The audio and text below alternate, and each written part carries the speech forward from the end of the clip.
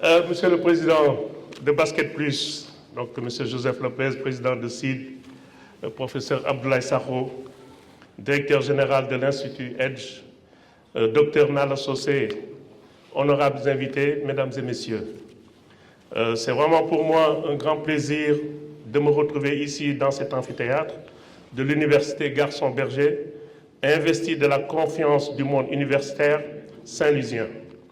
C'est cette marque de confiance que je mesure à sa grande valeur qui me vaut l'insigne honneur de prononcer ces mots sur le volet sport-études, laissant aux autres illustres panélistes, M. Lopez, M. Sakho, M. Fall, le soin de traiter des autres thématiques.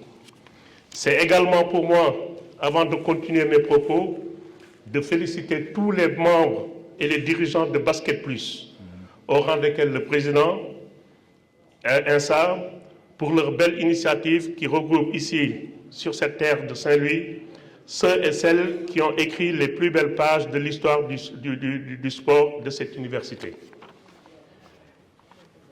Aussi, en tant que pur produit du sport et études, qui m'a valu 2 participations aux Universiades en 1977 en Bulgarie et en 1979 en Roumanie, thème ne saurait mieux me convenir que celui précité, qu'il me revient de communiquer là-dessus.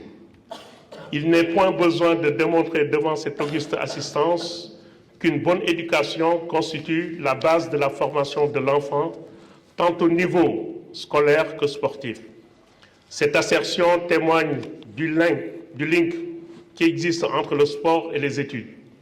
Le sport n'étant pas simplement de rendre les corps intelligents, mais d'abord d'éduquer au sens large du terme. Cependant, dans un monde actuel fait de tricherie, de corruption, comme le professeur Sakho l'a évoqué, de quête permanente de pouvoir, d'argent sur fond de violence inouïe et gratuite, le couple sport-études reste le seul paravent pouvant sauver cette jeunesse aujourd'hui de tous ses travers. Nous assistons de plus en plus à un monde déshumanisé au détriment de la scolarisation des pratiquants, de la culture de l'esprit d'équipe, du partage, de l'oubli de soi au profit de l'autre, de l'acceptation de la critique et de l'autre, jusqu'à la négation de tout ego mal placé, ainsi que le fair play. Au-delà de cette dimension sociale, il va sans dire que la pratique sportive a des bienfaits sur la santé de tout individu. D'ailleurs, plusieurs études menées par des experts ont corroboré l'idée que la pratique du sport soit considérée comme un vecteur d'insertion alliant à la fois sport et études et projets professionnels. Malheureusement, notre cher pays, le Sénégal, n'échappe pas à cette imperfection morale et physique. D'où l'impérieuse nécessité de faire essaimer des académies sport et études sur toute l'étendue du territoire afin de réduire de façon drastique cette masse critique de délinquance juvénile issue de la déperdition scolaire depuis le primaire. Sous ce rapport, l'État ne pouvant être l'unique acteur de la politique sportive, il serait tout à fait indiqué que les collectivités territoriales soient de loin les premières contributrices à la dépense publique en faveur du sport. L'État étant garant du développement des pratiques sportives et de la valorisation de sa fonction éducative, il accorde aux fédérations sportives le pouvoir d'organiser et de promouvoir la pratique de leur discipline. Malgré la présence de tout un dispositif institutionnel pour l'encadrement de la pratique sportive, il n'en demeure pas moins que celle-ci est sujette à plusieurs dérives induites par des comportements négatifs, de haine inexplicable, de violence ou de racisme. Pour le basketball, la discipline qui nous réunit aujourd'hui, jadis épargnée par les pratiques douteuses, antisportives et la violence dans nos stades, le constat est alarmant. L'absence d'éthique, comme le disait notre professeur, notre juge Kebambaye. Et à ce propos, je dirai juste à la fin de mes propos, je citerai effectivement une de ces citations parce qu'il m'a beaucoup inspiré. Alors, je dirais donc l'absence d'éthique, de morale, d'inclusion et les actes de violence gangrènent de plus en plus le basketball sénégalais. Sous ce rapport, nous sommes tous interpellés, dirigeants, anciens pratiquants, supporters, pouvoirs publics. Il nous revient d'oublier nos modestes personnes et de mettre en avant l'intérêt de notre jeunesse, de plus en plus désemparée, en leur assénant sans répit l'importance et l'urgence de l'éducation au sens large du terme, en passant par les sports et études. Sport et études, nous ne nous lasserons jamais de le répéter, de le dire et de le redire pour qu'il rentre une fois pour toutes dans la tête de nos étudiants. Alors, ce serait un crime de lèse-majesté pour nous autres que d'occulter la défunte IASU, en voie de résurrection semble-t-il, qui a produit beaucoup de cadres dans toutes les disciplines sportives évoluant au Sénégal et dans la diaspora. Cependant, il ne s'agit pas de verser dans la fatalité. L'homme étant investi de la mission divine de relever les défis par un combat des fléaux.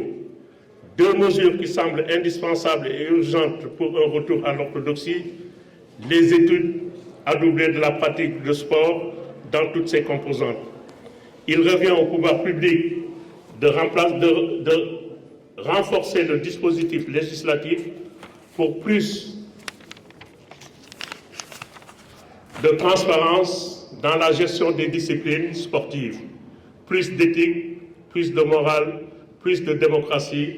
Pour nous autres, il nous revient tout simplement de nous imprégner d'un esprit de sacerdoce qui voudrait qu'on ait comme souci de servir l'intérêt général de nos enfants en les encourageant dans la pratique, sport et études.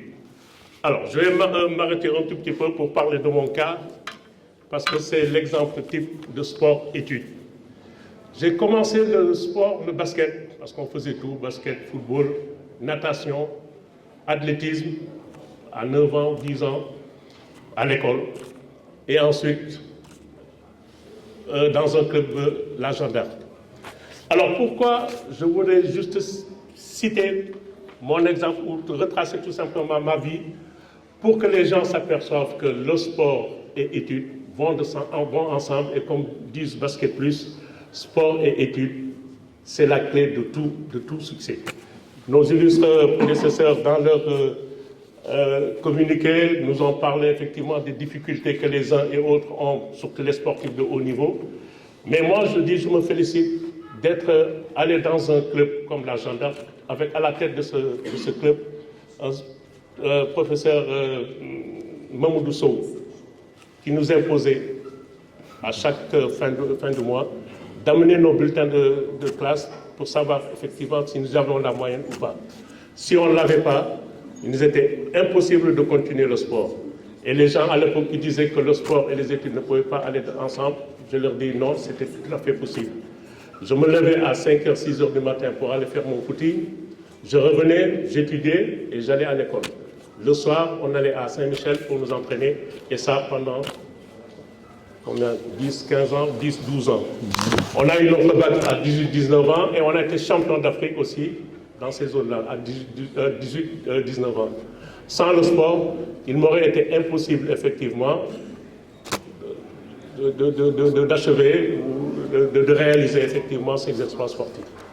Alors, c'est pour dire toute l'importance et surtout la passion de se dire que sport-études, il faut que ce soit ancré, il faut que ce soit quelque chose de naturel maintenant et qu'on enseigne ça aussi bien par le gouvernement qu'on enseigne ça aux étudiants. Je voudrais citer ici effectivement mes camarades de la Jeanne d'Arc. Pour la plupart, on a Jo Lopez ici, l'exemple qui a été le premier sportif à aller dans une université américaine. Et à la suite de son cursus universitaire, a pu épuiser une carrière de diplomate de 30 ans. Je revois aussi mes camarades comme Chérif Gueye, qui était à la Jeanne d'Arc, qui est devenu pharmacien, les Blaise Ndiaye, assureurs, les Sengandir Viendir, qui est devenu un expert fiscal, les Alain Gagne et Metoupan, qui est aujourd'hui l'entraîneur de l'équipe nationale de France. Et on est tous allés à l'école et on a suivi des études universitaires et qui nous a permis par la suite effectivement de devenir ce que nous sommes. Alors pour parler de moi, je dis effectivement, j'ai eu de la chance parce que j'ai eu un père qui était très strict. Et il m'a dit, tu peux faire tout ce que tu veux, mais je veux que tu deviennes quelqu'un. Mais pour devenir quelqu'un, tu es obligé de passer par les études, il n'y a pas de secret. Donc il me l'a martelé et je suis toujours parti. Et en quittant ici, je l'avais en bandoulière. Je suis arrivé en France, j'avais eu mon bac, j'étais passé déjà par l'université Cheikh Anta Diop à la faculté de droit.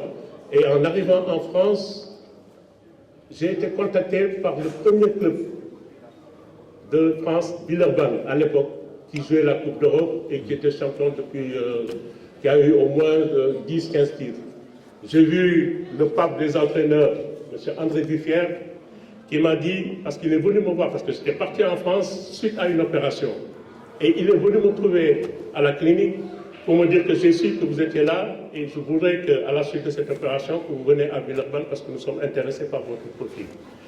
Je dis, je sais que Villeurbanne, c'est un club professionnel, mais il me tient à cœur de continuer mes études et je ne sais pas dans quelle mesure j'aurais pu effectivement allier le sport de haut niveau, donc le professionnalisme, et puis continuer mes études. Il m'a dit, bon, je pense qu'une fois arrivé sur place, on trouvera une solution et effectivement, on a trouvé une solution.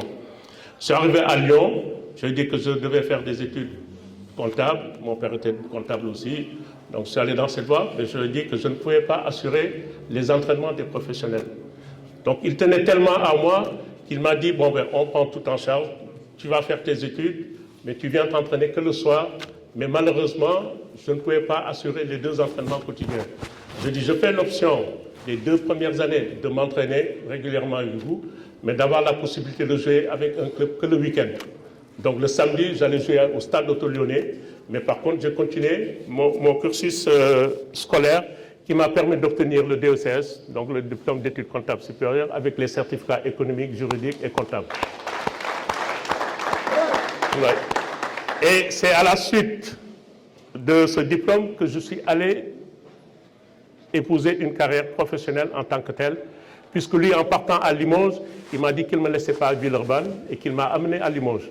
Donc à Limoges, bien m'en a pris, puisqu'on a été champion de France, on a gagné la Coupe de France et on a été le premier club à gagner la Coupe d'Europe. Donc, ma première année, j'ai dû terminer effectivement au cursus à l'UIT de Limoges, ce qui m'a permis par la suite de jouer professionnel pendant 10 ans. Mais en jouant professionnel aussi, et ça c'est une anecdote, j'ai eu, parce qu'à l'époque effectivement on parlait de l'olympisme, que les gens n'étaient pas professionnels, et nous il se trouve effectivement qu'à cette époque-là, on n'était pas professionnels en tant que tel, puisqu'on n'avait pas la couverture sociale. Donc on était payé, rémunéré, mais ça s'arrêtait là. Au jour au lendemain, on pouvait avoir une blessure, c'est fin du bal. Donc ça ne donnait plus la possibilité d'avoir une couverture. Et pour ceux qui étaient mariés avec leurs enfants et leurs femmes, il leur était impossible d'avoir une couverture. Et dans ces pays-là, vous savez que quand vous n'avez pas une couverture, vous n'allez pas loin. Alors j'ai été le premier à initier le syndicat des basketteurs professionnels. Il y avait à l'époque les Apollo Faye, les Jean-Michel Sénégal, les Richard Dacoury de Sommité du basket français. Et je leur ai dit, dans notre position, nous ne pouvons pas continuer effectivement à aller dans ce sens. Il fallait qu'on ait une couverture sociale pour répondre effectivement aux vicissitudes de la vie, aussi bien économique, sociale en France. Et c'est ainsi que j'ai été voir les présidents de clubs en leur disant qu'effectivement, tous les clubs de première division, il n'y a aucun qui avait le statut de professionnel. Donc il n'était pas question qu'on puisse continuer. Et avec l'aide du syndicat, on s'est battu et l'année suivante, donc on a instauré le professionnalisme au niveau du basket français. Et là, je peux être fier de ça puisque j'ai été le premier à être salarié parce qu'en arrivant au Racing, je leur ai dit qu'une partie de mon salaire, il fallait qu'il soit déclaré en tant que salarié qui puisse me permettre d'avoir cette couverture. C'est à la suite de ça que tous les clubs se sont alignés pour que les basketteurs deviennent professionnels. Et ça, je suis fier de cette participation. Donc, comme disait le professeur Nalla, les problèmes de reconversion, les problèmes de suivi, parce que le basket, moi j'ai arrêté à 32 ans. À 32 ans, j'ai arrêté. J'ai été, pendant que je jouais, je ne me suis jamais départi effectivement du côté un tout petit peu intellectuel ou business de la chose, tant et si bien que j'étais l'un des premiers agents à assister des basketteurs sénégalais et d'autres basketteurs. Et je me suis dit à 32 ans, j'aurais pu continuer, mais je préfère anticiper et essayer d'entrer dans la vie active, puisque j'avais effectivement cette notion d'aide sur le plan juridique. Donc j'ai créé avec M. Ruquet STEMAR, qui nous a permis effectivement d'encadrer et d'accompagner des basketteurs professionnels. Donc j'ai anticipé et j'ai eu cette chance, et je pense que si je n'étais pas passé par le cursus scolaire universitaire, l'idée ne serait pas venue effectivement d'engager un processus aussi rapide et anticiper effectivement sur mon devenir. Donc c'est pour ça que je tiens à dire vraiment, continuez les études, ça vous ouvre la possibilité effectivement de vous réaliser, si ce n'est pas sur le plan sportif, mais sur le plan social, effectivement, de pouvoir insérer le tissu économique. Donc, et ça c'est important. Alors, chemin faisant, je crois que je ne vais pas m'appesantir parce qu'effectivement on a pris du temps et puis bon, les gens commencent à avoir faim. Je dirais tout simplement que sport et études, ça va ensemble et c'est plus que primordial.